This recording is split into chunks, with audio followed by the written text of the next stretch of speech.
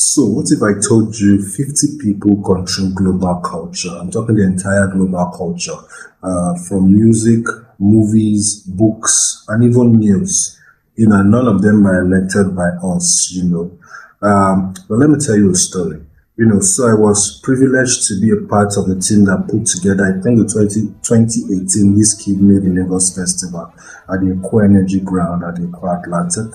It was massive, sold out. I managed comms, ticketing, and of course the live stream. They had over 100,000 fans on the live stream.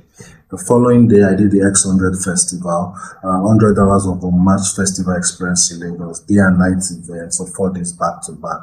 This time, my role was a bit expansive. I did artist live song, booking, comms, and of course, every other thing.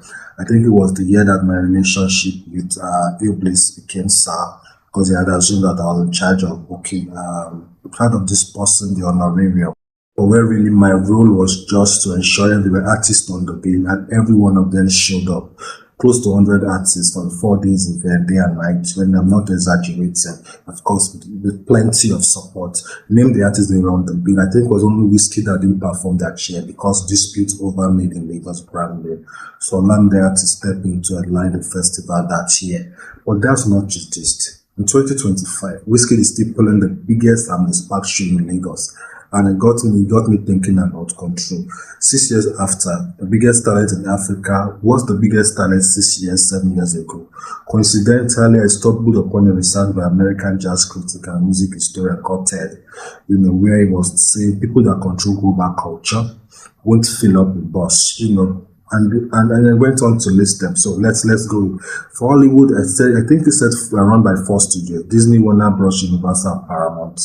2/3 of own streaming: Netflix, Prime, Disney Plus, and Max. While for music, global it's Universal Music, which has a major stake in Roster, in Melvin Global, the biggest Nigerian label by Roster revenue.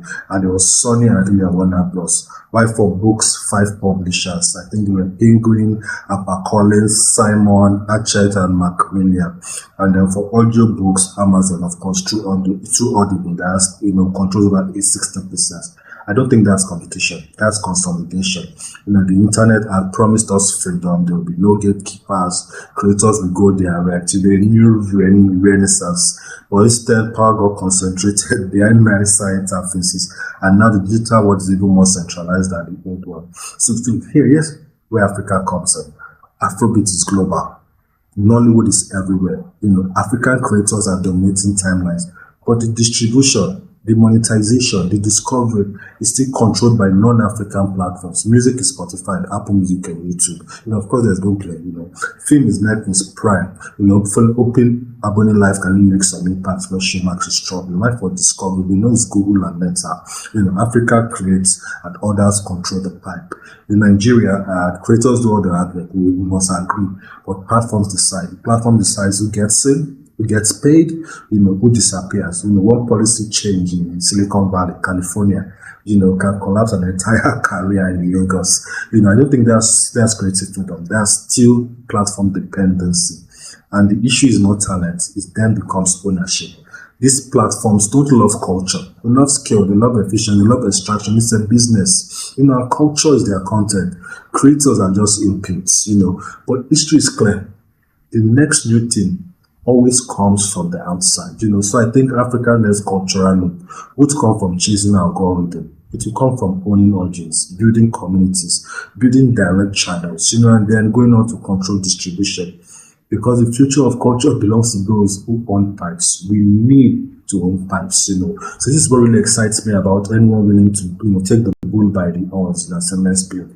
Even if it looks messy, it looks slow, looks stupid at first, because real ownership never looks sexy in the early years, So that's one reason I'm genuinely rooting for EbonyLife ON Plus, not because it's competing with Netflix or Prime, but because it shouldn't, But here, growth won't look like Silicon Valley growth. It won't be exponential overnight. It will be local, it will be incremental, gradual. Though sometimes awkward, there's real room for growth, and more importantly, real room to dominate ownership. And that's how culture actually survived. Because the universal deal, for the universal deal, maybe looked small next to mention. Before the deal, maybe looked small, but the own artist development, distribution leverage, cultural trust, and that ownership is what made it valuable in the first place. You don't get acquired from weakness, you get acquired from leverage. Independent newsletters, podcasts, niche platforms, they don't chase virality. They don't chase virality. Often, at least the big media houses. Why? Because direct audience don't disappear when algorithm change. Ownership doesn't trend, it compounds. So when I see Africans building platform, even the imperfect one, I don't laugh. I pay attention. Because culture doesn't belong to who scales the fastest. It belongs to those who control the channel and build gradually. And for me, I think that's where the real fights, where we have the real fights. That's my take on this. That's my take for this edition. If you found this helpful, please share and follow. See you next time.